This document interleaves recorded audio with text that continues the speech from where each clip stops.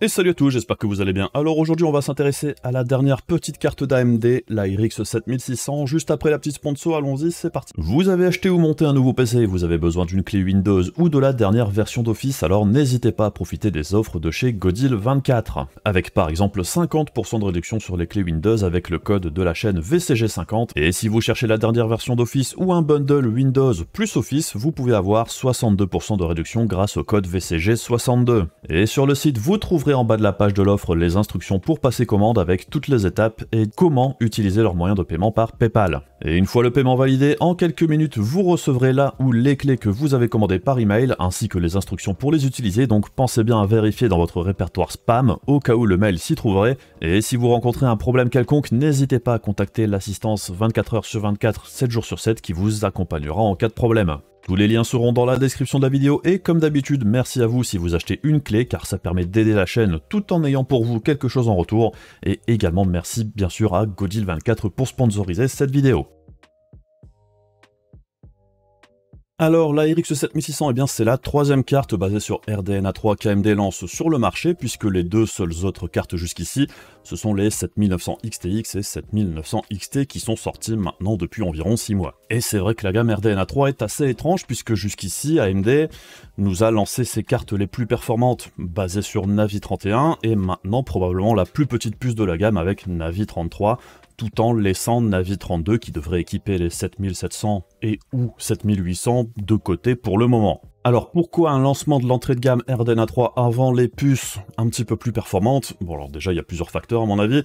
Le lancement de RDNA 3 a été quand même assez compliqué dans l'ensemble, on se souvient de la présentation d'AMD à l'époque et d'annonces de performance pour la 7900 XTX qui n'était tout simplement pas ce que l'on a retrouvé au final avec quand même un bon 15% de moins que ce qui avait été annoncé un mois avant la sortie.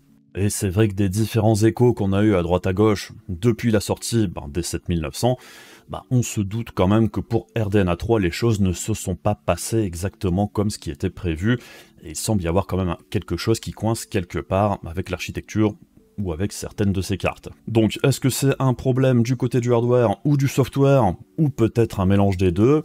On sait pas trop, mais c'est vrai que ça fait maintenant 6 mois que les cartes sont sorties, et c'est vrai que du côté des drivers, on n'a pas spécialement eu d'évolution majeure, je dirais, avec les cartes RDNA 3 jusqu'ici. Donc bon, cette RX 7600, c'est aussi l'occasion de voir ce que vaut RDNA 3 dans une autre configuration, puisque la puce qui équipe la 7600 est vraiment très différente de celle qu'on retrouve plus haut dans la gamme. Puisque déjà, pour rappel, la grande nouveauté de RDNA 3, d'un point de vue architecture, c'est que l'on a affaire à une approche en multi-chip, là où traditionnellement, sur les GPU, on avait des puces en un seul bloc, dites monolithiques. L'avantage du multi-chip, c'est que ça permet de découper une puce en plusieurs morceaux, et on utilise ce qu'on appelle un fabrique pour relier tout ça ensemble. Et pour les grosses puces RDNA 3, on retrouvait par exemple un JCD, donc c'était la plus grosse partie de la puce, avec principalement les unités de calcul, et AMD a ensuite découpé les contrôleurs mémoire et le cache sur des puces plus petites à part, appelées les MCD. Alors le gros avantage de procéder de la sorte, c'est surtout principalement une réduction des coûts pour le fabricant, même si cette baisse ne s'est pas vraiment répercutée sur les prix de vente pour nous au final. Par contre le multi-chip sur les GPU, ça a aussi des désavantages d'un point de vue consommation et possiblement latence et efficacité, puisque pour faire circuler les informations entre le MCD et le JCD, ça a un coût du côté de la consommation, puisque faire circuler les informations entre les différentes puces, c'est plus énergivore que d'avoir tout dans une seule puce monolithique. Et on se doute bien qu'à certains moments, ça doit créer quelques bottlenecks à droite à gauche, quand il faut faire circuler les informations dans les cas où le GPU est un petit peu surchargé. Donc bon, le multi-chip ou les chiplets, ça a été un compromis qui a été gagnant par exemple sur les processeurs, puisque c'est un petit peu plus simple dans l'ensemble, et c'est vrai que pour AMD, c'était quelque chose de très positif de ce côté-là. Mais c'est vrai que pour les GPU, pour le moment, d'un point de vue gaming, avec les 7900, on a vu que ça fonctionne, mais c'est pas encore aussi bien qu'AMD l'aurait espéré, je pense, et je pense que pour nous aussi, dans l'ensemble, jusqu'ici, c'est plutôt décevant.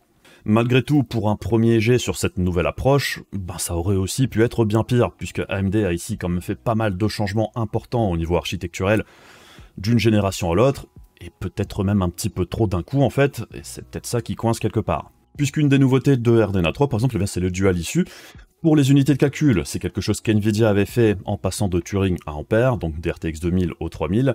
En gros, on double les unités de calcul FP32 qui servent principalement pour le rendu en rasterisation en jeu, mais c'est pas un doublement des unités classiques, je dirais, puisqu'en réalité, on n'a pas un doublement des corps, mais seulement une partie de ceux-ci. Donc pour certaines tâches, ça peut être intéressant, mais par exemple en gaming, c'est pas aussi efficace que si on avait tout simplement doublé le nombre d'unités shader. Et pour que ce dual issue soit efficace, il faut aussi que du côté du software ça suive, ce qui ne semble pas être le cas jusqu'ici. Donc théoriquement, avec RDNA 3, on double la puissance de calcul en teraflops, puisque la 6650 XT c'est 10.79 teraflops en FP32, et la 7600 c'est 21.75 teraflops, mais en jeu, c'est beaucoup plus délicat que ça, et c'est peut-être aussi une des raisons pour laquelle les performances de RDNA 3 sont un bon cran en dessous de ce que l'on pensait, car ce doublement théorique en performance brute ne se retrouve pas spécialement sur les performances en jeu, comme on le verra plus tard, mais je dirais chez Nvidia non plus, entre Turing et Ampère, on n'avait pas eu un doublement des performances en jeu, même si, là aussi, au niveau du nombre de corps, entre guillemets, on avait un doublement de ceux-ci. Pour RDNA 3, on a également une amélioration des performances en ray tracing, même si, contrairement à Nvidia et Intel, AMD passe toujours sur des fonctions dédiées ray tracing sur ses corps classiques. Là où pour Nvidia et Intel, on a des corps à part, complètement dédiés au ray tracing, en plus sur la puce en elle-même. Pareil, AMD a annoncé qu'il y avait également des fonctions dédiées à l'intelligence artificielle sur ces mêmes unités de calcul, un petit peu à l'instar de ce qui se passe pour le ray tracing. Là aussi, encore une fois, c'est différent de ce que font Nvidia et Intel qui ont des unités dédiées pour l'intelligence artificielle, les Tensor Core et les Matrix Core. Donc on voit que du côté de chez AMD, ils sont partis sur une approche bien différente de ce que proposent les concurrents jusqu'ici. Et une autre nouveauté qui n'a toujours pas vu le jour depuis son annonce pour RDNA 3 et peut-être aussi les anciennes cartes, c'est le FSR 3 qui a été annoncé au lancement de RDNA 3, qui devait arriver plus tard. Et c'est vrai que depuis cette annonce, en fait, on n'a pas eu vraiment grand chose de nouveau à se mettre sous la dent. On n'a toujours pas de date pour la sortie de celui-ci.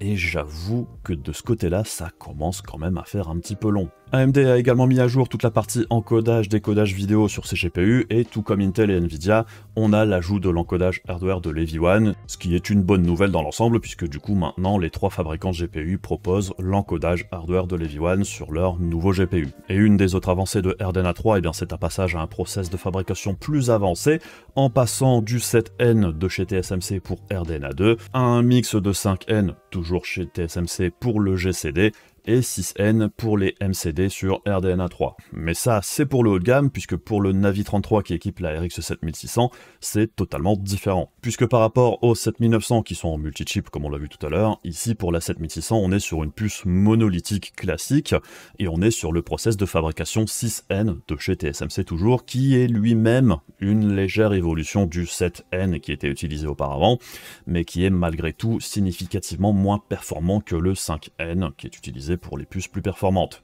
Ouais, je sais, il faut suivre. Et si on compare les puces qui équipent Navi 33 et Navi 23, on pourrait tenter de se dire que c'est vraiment quasiment identique. Puisque pour les deux puces, on retrouve 2048 corps, 128 TMU, 64 OPS, un bus 128 bits, 8 Go de RAM en GDDR6, même quantité de cache, des fréquences pour la puce et la RAM similaires, une consommation assez proche puisqu'on passe de 176 watts à 165 watts, et tout comme pour Navi 23, on est aussi sur une puce avec 8 lignes PCI Express 4.0 et non pas 16, ce qui n'est pas un drame, mais ça baissera les performances d'environ 2 ou 3% sur les configurations en PCI Express 3.0, comme on a déjà pu le voir avec Navi 23. Donc au final, pas de révolution pour la 7600 d'un point de vue puissance brute, en dehors de passer sur RDNA 3 et un process de fabrication légèrement plus efficace, ce qui permet surtout à AMD encore une fois de faire des économies, puisque Navi 33 est légèrement plus petit que Navi 23, puisque l'on passe de 237 mm² pour la puce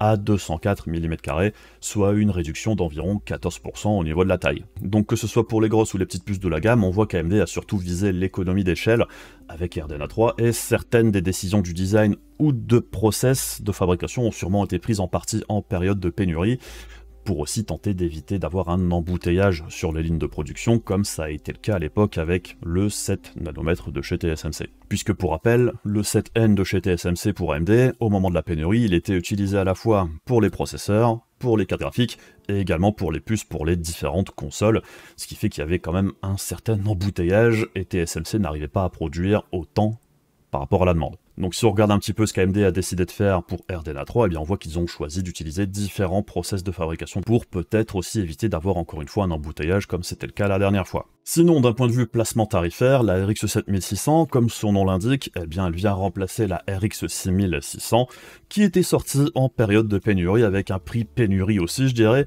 puisqu'elle était sortie à 340 €. Et pour la 7600, de ce qu'on a entendu dire, AMD a mis beaucoup de temps à se décider sur le tarif final puisqu'on se doute bien que la marque aurait préféré la vendre le plus cher possible, mais en prenant en compte ce qui se passe sur le marché actuellement avec les prix des anciennes générations qui baissent encore à l'heure actuelle, ce que propose la concurrence et avec la sortie prochaine de la RTX 4060, qui devrait arriver assez rapidement pour 300 $, donc un prix assez proche de cette 7600, et les premiers retours des testeurs plutôt mauvais vis-à-vis du tarif initial de 300 $ pour la 7600, eh bien AMD a décidé de baisser le tarif de celle-ci à la dernière minute à 270 $, soit un tarif de 300 € chez nous à la sortie, et en réalité on la trouve déjà moins chère que ça dans le commerce à l'heure actuelle. Est-ce que ce tarif légèrement plus bas que prévu la rend pour autant intéressante vu ce que l'on trouve déjà sur le marché actuellement?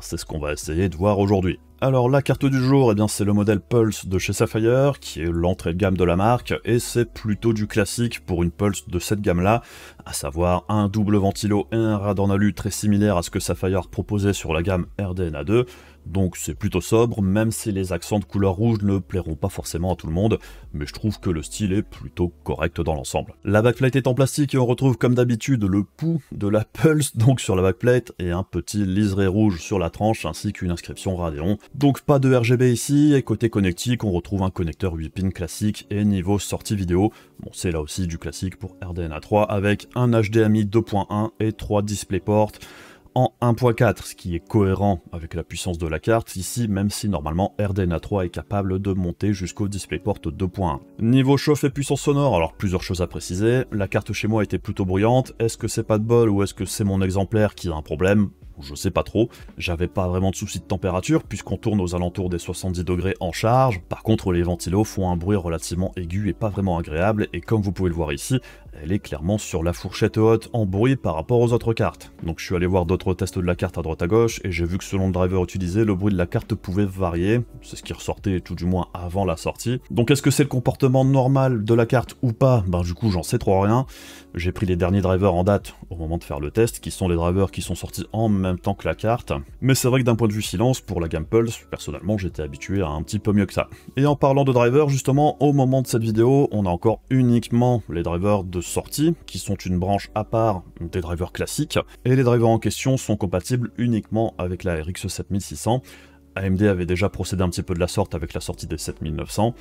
Personnellement, je suis pas méga fan de cette approche-là, puisque par exemple, on a eu des nouveaux drivers qui sont sortis depuis la RX 7600, mais c'est pas compatible avec la 7600, mais avec toutes les autres cartes de chez AMD, ce qui fait qu'on ne bénéficie pas de toutes les dernières optimisations pour les jeux qui viennent de sortir. Donc bon, c'est pas hyper pratique, et j'espère que la 7600 rejoindra les autres cartes avec les drivers classiques assez rapidement. Malgré tout, j'ai pas rencontré de soucis particuliers avec les drivers en question, j'ai pas eu de plantage en jeu, rien de dramatique dans l'ensemble, mais on va dire que c'est pas vraiment optimal. Sinon, au niveau du test, on est toujours sur la config en AM4 avec le 5800X3D, c'est toujours le même protocole de 25 jeux, testé ici jusqu'en 4K, même si évidemment vous vous doutez bien qu'en 4K natif, la RX 7600 n'est pas spécialement à la fête, mais bon.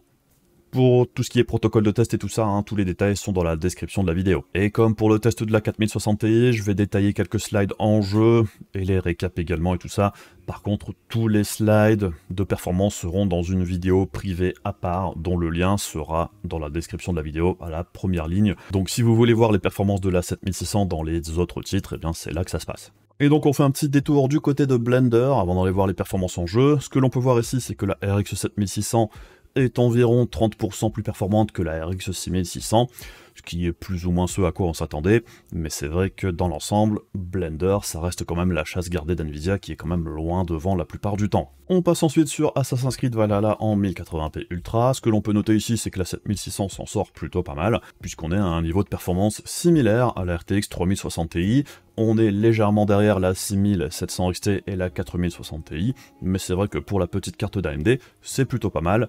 On n'est pas très loin des 30% par rapport à la 1080 Ti et la RX 6600. Et une fois qu'on passe en 1440p, on voit que ça change quand même pas mal, on voit que la 7600 décroche quand même par rapport à la 3060 Ti, et on voit aussi que la 1080 Ti rattrape son retard, puisque l'écart est beaucoup moins marqué qu'en 1080p. Pareil, la 6600 perd beaucoup en performance, puisqu'elle passe quand même maintenant clairement derrière la 1080 Ti dans ces conditions-là. On passe ensuite sur Cyberpunk 2077 en 1080p Ultra. Tout comme avec Assassin's Creed Valhalla, on voit qu'en 1080p, la 6600 s'en sort vraiment très bien, puisqu'on a un niveau de performance très proche de la 3060 Ti et de la 6700 XT. La 4060 Ti par contre reste un petit cran au-dessus. Et en dessous par contre on voit que la 6600 et la 1080 Ti, tout comme sur Assassin's Creed, sont au coude à coude également. Et une fois qu'on passe en 1440p, on voit que c'est un comportement similaire à ce que l'on a vu sur Assassin's Creed, à savoir que la 3060 Ti et la 6700 XT passent maintenant un cran au-dessus par rapport à la 7600, même si l'écart n'est pas non plus absolument démentiel, c'est globalement plus ou moins la même expérience de jeu. On voit que la 4060 Ti reste un petit cran au-dessus par rapport aux autres ici. Par contre, plus bas, on voit que la 1080 Ti rattrape un petit peu son retard et que la 6600 décroche un petit peu plus. Si on regarde ce qui se passe du côté du ray tracing avec Cyberpunk, alors je m'arrête au 1080p puisqu'au-dessus c'est totalement inutilisable sans utiliser d'upscaling, en 1080p natif. Alors on voit qu'entre la 6600 et la 7600 on a une belle évolution au niveau des performances, puisqu'on passe de 10 fps à 17, alors ça reste totalement injouable concrètement, mais c'est quand même beaucoup mieux que sur la génération précédente. Mais je dirais que même en 1080p, la 7600 devra passer par de l'upscaling pour être jouable. On voit qu'on se rapproche un petit peu de la 6700 XT, même si elle reste quand même un cran au-dessus. Par contre, là où en rasterisation, la 7600 et la 3060 Ti étaient relativement proches, on voit qu'avec le ray tracing activé, la 3060 Ti est quand même largement au-dessus, puisqu'on n'est pas si loin que ça d'un x2. Donc bon, sur Cyberpunk avec ray tracing, on voit que même s'il y a eu une amélioration pour la RX 7600, ça reste très compliqué. On passe ensuite sur Fortnite en 1080p Epic, sans nanite et sans lumen. Alors, ce que l'on peut observer ici, c'est que la 7600, encore une fois, s'en sort plutôt pas mal en 1080p, puisqu'elle fait plus ou moins un jeu égal avec la 6700 XT, qui est quand même normalement la gamme du dessus, donc en 1080p c'est plutôt pas mal.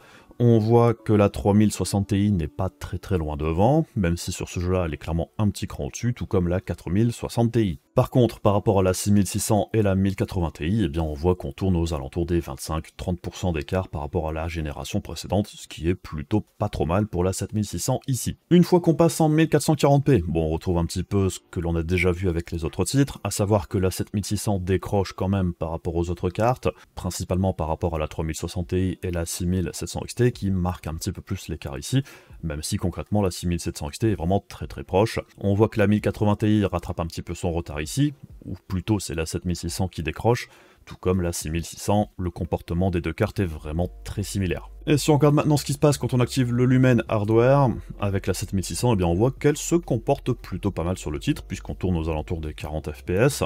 On voit que la 6700 XT est légèrement devant, mais pas si loin que ça non plus. Mais on voit que la 6600 a quand même un bon cran derrière. Par contre, la 3060 Ti conserve quand même un écart assez important, et la 4060 Ti est encore un petit cran au-dessus en 1080p. Donc bon, même si ici c'est jouable entre guillemets, c'est pas vraiment confortable. Déjà là, la 7600, il faudrait de l'upscaling pour avoir 60 fps environ. On passe ensuite sur Forza Horizon 5 en extrême. Alors ce que l'on peut voir ici, c'est que la 7600 s'en sort pas trop mal, puisqu'ici on est plus ou moins au même niveau de performance que la 4060 Ti, la 6700 XT et la 3060 Ti.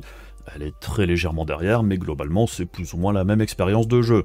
On est quand même un bon cran au-dessus de la RX 6600 et on voit que la 1080 Ti sur ce titre-là est un petit peu plus en difficulté. Et quand on passe en 1440p, on voit que la 6700 XT, 3060 Ti et 4060 Ti restent à un niveau de performance similaire les unes par rapport aux autres.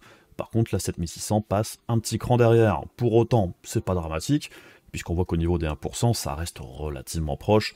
C'est un petit peu moins bien dans l'ensemble, mais ça reste une expérience de jeu plutôt proche. La 6600 et la 1080 Ti restent un bon cran derrière.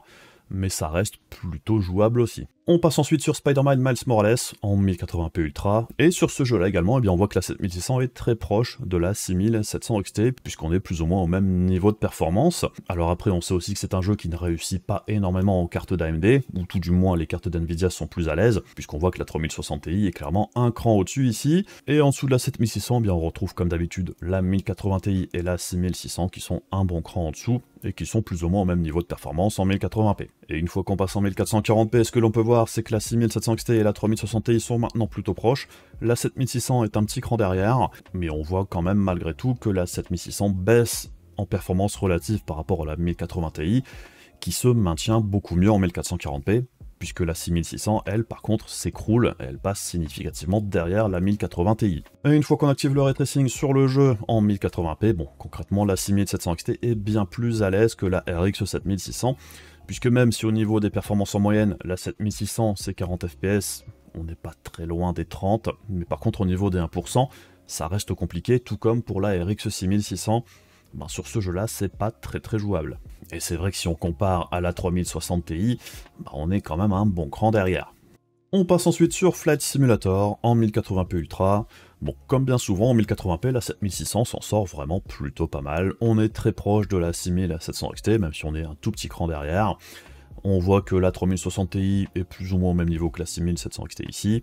En dessous de la 7600, on retrouve la 1080 Ti qui est vraiment très proche ici. Par contre, on voit que la RX 6600 est très clairement un bon cran derrière. En 1440p, il n'y a pas vraiment de gros changements. On voit que la 7600 et la 1080 Ti sont maintenant vraiment très proches, c'est quasiment égalité. La 6600 reste quand même un bon cran derrière. Et on voit que la 6700 XT et la 3060 Ti sont toujours un petit cran au-dessus.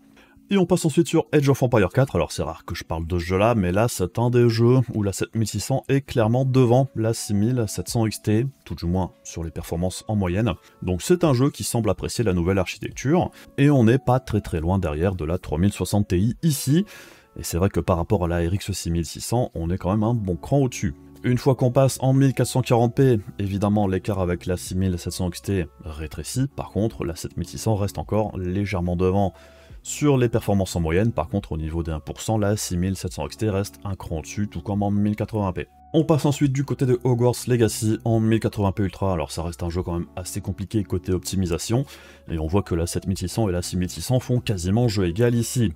Et on voit que la 6700 XT reste un bon cran au-dessus sur ce titre-là, tout comme la 3060 Ti et la 4060 Ti, mais globalement, le jeu reste relativement instable. Une fois qu'on passe en 1440p, eh bien on voit que maintenant la 7600 passe quand même un petit cran au-dessus de la 6600, et on voit qu'elle est plus ou moins au même niveau de performance que la 4060 Ti et la 3060 Ti au niveau des 1%. On voit que la 1080 Ti galère quand même pas mal sur le titre, malgré ses 11 Go de RAM. La 6700 XT par contre est un petit peu plus à l'aise que les autres ici. Et une fois qu'on active le ray tracing en 1080p Ultra, alors ce que l'on peut voir c'est que pour la 7600, il y a un truc qui va pas. Je sais pas si c'est les drivers ou s'il y avait un autre problème, mais j'avais vraiment un énorme stutter quand je passais une certaine scène. À un moment, ça ramait de fou, et ça massacre tout simplement les performances, ce qui fait qu'elle se retrouve ici moins performante que la RX 6600. Alors c'est très probablement un problème du côté des drivers, mais pour l'instant sur Hogwarts Legacy, c'est pas terrible en ray tracing pour la 7600. Alors on passe ensuite au récap dans les 25 jeux en 1080p. Ce que l'on peut noter, c'est que la 7600 s'en sort pas si mal que ça, je trouve. Par rapport à la 3060 Ti et la 6700 XT, on n'a qu'environ 10% d'écart. Et par rapport à la RX 6600, on n'est pas très loin des 30% d'écart, donc ça fait quand même un écart générationnel plutôt sympathique. Si on met ça en parallèle de la 3060 Ti et de la 4060 Ti, où on avait uniquement environ 10% de performance en plus, donc c'est vrai que là, d'une génération à l'autre, pour la 7600, c'est pas si mal que ça. Par contre, en 1080p avec ray tracing, c'est tout de suite un petit peu moins impressionnant. Alors peut-être aussi qu'avec des jeux comme Hogwarts Legacy où les performances sont très mauvaises pour la 7600, ça massacre un petit peu sa moyenne générale. Donc ici, le gain par rapport à la 6600 n'est que d'environ 20%, ce qui est pas si mal, mais c'est un petit peu décevant. Et je pense qu'une fois que les différents problèmes de driver seront corrigés, la 7600 pourrait être un petit peu plus proche de la 6700 XT. Malgré tout, on reste aux alentours des 40 fps de moyenne, ce qui est très limite. Alors on peut faire du ray tracing avec ces cartes-là, mais on sera limité aux 30 fps où il faudra utiliser de l'upscaling. Donc c'est vrai que très clairement, du côté du ray tracing, pour l'instant, les cartes d'NVIDIA restent quand même un bon cran au-dessus. On voit que la 3060 Ti, ça tourne plus aux alentours des 60 fps de moyenne, et la 4060 Ti est encore un petit peu plus avantagée, même si concrètement, on est déjà très limite, puisqu'on est aux alentours des 60 fps pour du 1080p, c'est pas non plus la dinguerie. Une fois qu'on passe en 1440p, bon, sans surprise, comme on l'a vu dans les tests, la 7600 décroche un petit peu plus. L'écart se creuse par rapport à la 3060 Ti et la 6700 XT, et on voit que la 1080 Ti du coup est beaucoup plus proche ici qu'en 1080p, et la 6600 décroche elle aussi totalement par rapport à la 1080 Ti. Comme on l'avait déjà vu avec Navi 23, et bien Navi 33 se comporte quasiment exactement de la même façon. On perd beaucoup plus de performance en passant du 1080p au 1440p qu'avec toutes les autres cartes. Malgré tout, on voit que la 7600 tourne aux alentours des 70 fps de moyenne, ce qui n'est pas si mal que ça, c'est très clairement exploitable en 1440p, tout en sachant qu'ici on est en ultra.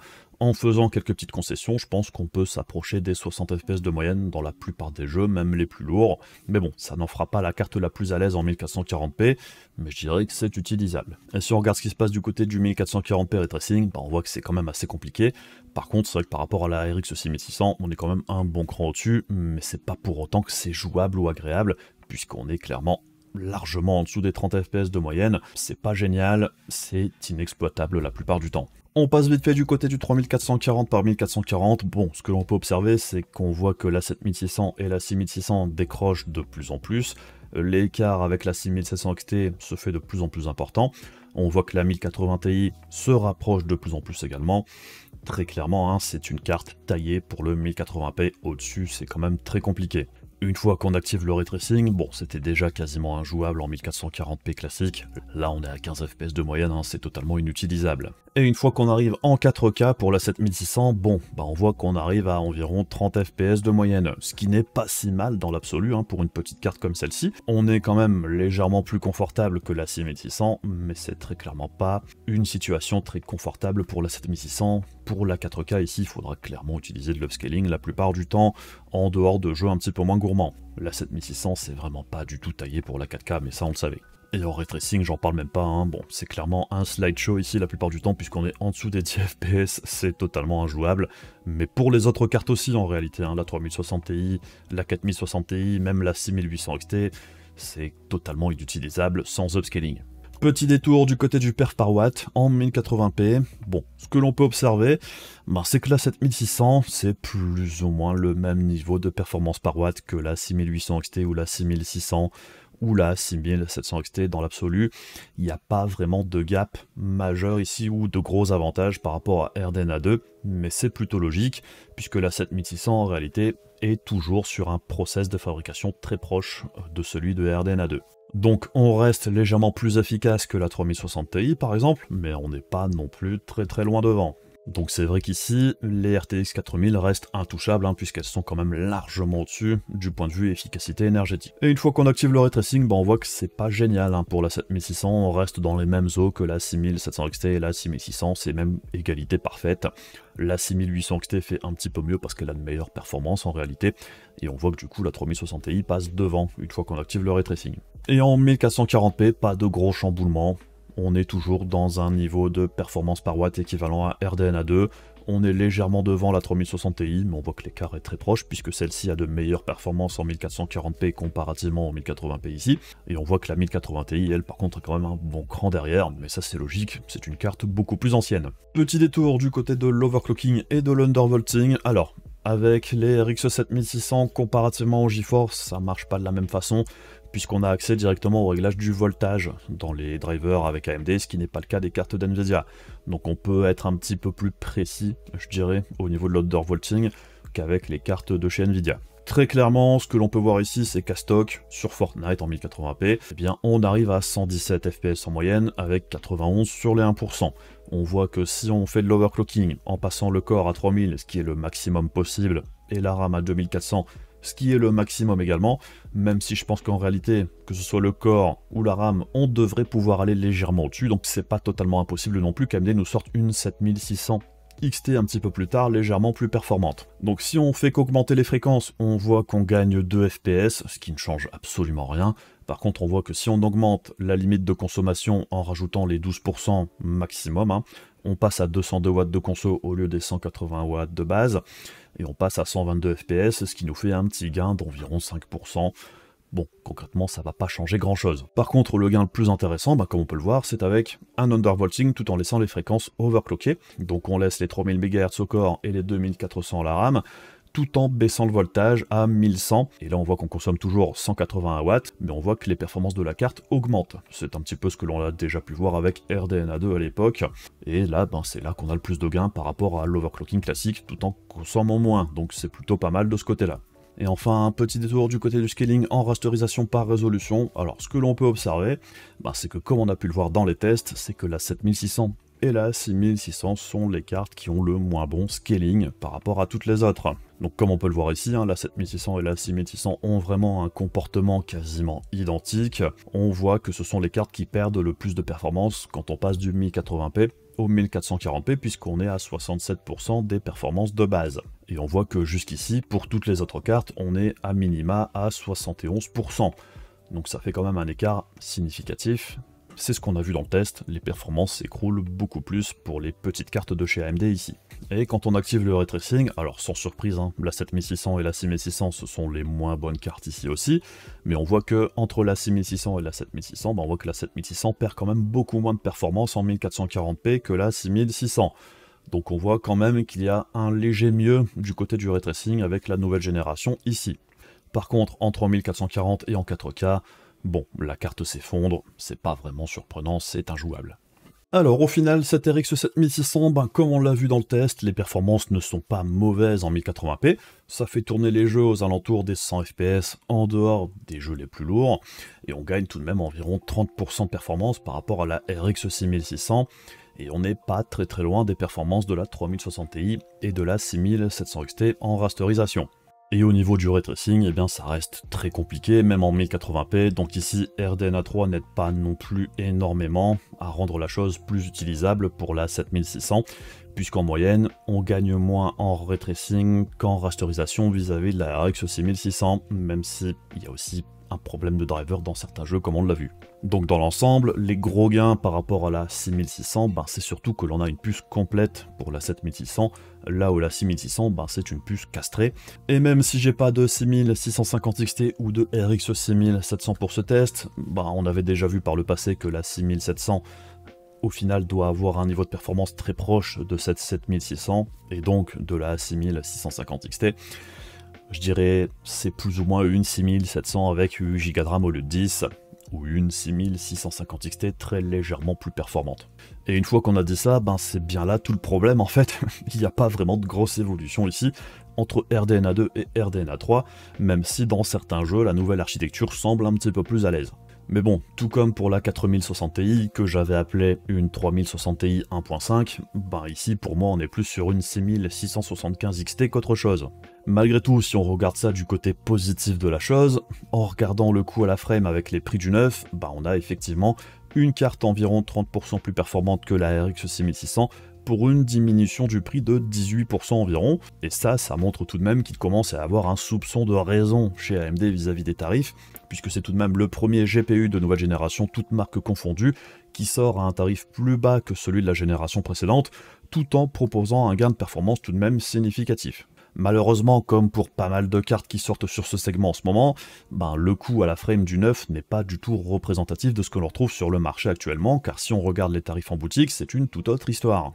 Alors déjà, on peut voir que la 6650 XT est bien plus intéressante, même en ayant mis le prix de la 7600 à 280 €, puisqu'on a quasiment les mêmes performances pour moins cher. La 6600 reste très compétitive aussi au final, à 200 € actuellement, puisqu'elle a quand même pas mal baissé au niveau du tarif. Et on voit que la 750 d'Intel, avec sa récente baisse de tarif aussi, elle est plutôt bien placée aussi, puisqu'elle est tout en haut du tableau, même si je rappelle tout de même qu'il reste encore beaucoup de soucis avec Arc côté driver, et principalement avec les jeux un petit peu plus anciens, donc c'est à nuancer. En réalité pour moi c'est pas vraiment beaucoup plus compétitif que les autres cartes si on prend tous les éléments en compte.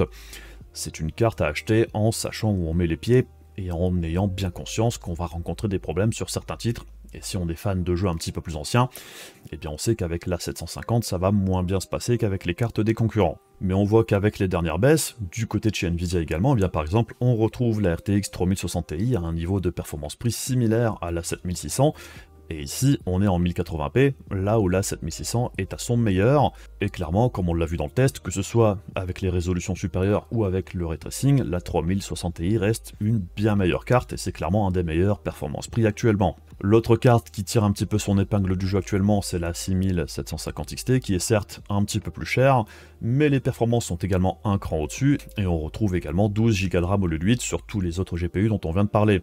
Et on sait que même en 1080p, on aura moins de problèmes de VRAM avec la 6750 XT qu'avec les autres cartes. Et je rajouterai également qu'on a vu aussi ces derniers jours passer des 6700 XT furtivement, certes, mais elles sont passées quand même à 300 €. Donc si la 6750 XT continue de baisser de prix pour s'aligner un petit peu avec la 3060 Ti, ben ça pourrait en faire un deal beaucoup plus intéressant que la 7600 à l'heure actuelle. Mais ça, je dirais, c'est le temps que les stocks d'ancienne génération perdurent. Il y a un moment ou un autre, elles disparaîtront totalement. Donc bref, la 7600, c'est pas que la carte soit mauvaise, c'est juste que pour qu'elle soit vraiment pertinente, en fait, il faudrait qu'elle soit encore moins chère, mais c'est déjà beaucoup plus cohérent vis-à-vis du marché actuel que la RTX 4060 Ti, comme on a pu le voir ici. Et comme je l'avais déjà dit également lors du test de la 4060 Ti, bah je pense que le placement tarifaire de ces nouvelles cartes, c'est aussi un moyen d'écouler les stocks de l'ancienne génération, qui sont clairement les meilleurs deals à l'heure actuelle, et les tarifs des cartes de nouvelle génération baisseront probablement aussi une fois que les stocks de la génération précédente seront totalement écoulés. Sinon, plus globalement, bah c'est vrai que RDNA 3 ici n'est pas vraiment hyper convaincant non plus, puisqu'entre Navi 23 et Navi 33, au final, c'est uniquement quelques pourcentages, on est quasiment au match nul. Et si on parle d'architecture au global, ben c'est vrai que je trouve que RDNA 2 était clairement plus impressionnant dans l'ensemble que RDNA 3, que ce soit sur le haut de gamme ou l'entrée de gamme jusqu'ici. Et un des seuls vrais arguments en faveur de la RX 7600 par rapport à la 6650 XT, ben c'est l'encodage hardware de l'Heavy One.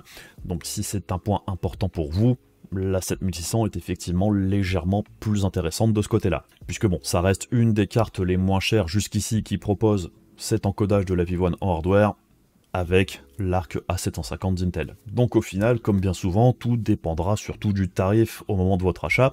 Sinon, il n'y a rien qui va mal avec cette carte si vous visez le 1080p principalement. Pour le prix proposé, c'est correct sans être incroyable, mais c'est vrai que de base, personnellement, j'aurais préféré plus l'avoir aux alentours des 250 €, et à mon avis, elle descendra autour de ce tarif-là assez rapidement, ce qui en fera un deal relativement correct. Donc la bonne nouvelle tout de même quand on regarde le marché à l'heure actuelle, c'est que pour le segment 200 €, 350 €, on a l'embarras du choix, et il y a des cartes très intéressantes à chaque niveau de prix, et on est plus ou moins revenu à une situation relativement normale. Alors après oui, les tarifs sont plus élevés qu'il y a 5 ou 10 ans, mais on n'est plus vraiment non plus dans la même situation économiquement parlant, que ce soit au niveau de la faiblesse de l'euro par rapport au dollar, ou l'inflation qui a quand même fortement augmenté ces dernières années. Malgré tout, on retrouve quand même des GPU plutôt sympathiques aux alentours des 200 €, avec la RX 6600 qui maintenant semble se maintenir à 200 balles environ, et on voit que l'arc A750 arrive maintenant aux alentours des 220 balles, donc c'est vrai qu'on peut se faire une config plutôt correcte pour vraiment beaucoup moins cher qu'il y a quelques mois. Et puis je pense qu'on a fait un petit peu le tour pour aujourd'hui pour cette carte. Alors comme d'habitude dans ce type de vidéo, ça demande vraiment beaucoup de travail, donc n'hésitez pas à soutenir la chaîne si vous appréciez ce type de contenu. Sinon on se retrouve très rapidement pour d'autres vidéos, je vous fais des bisous, je vous dis à la prochaine, salut!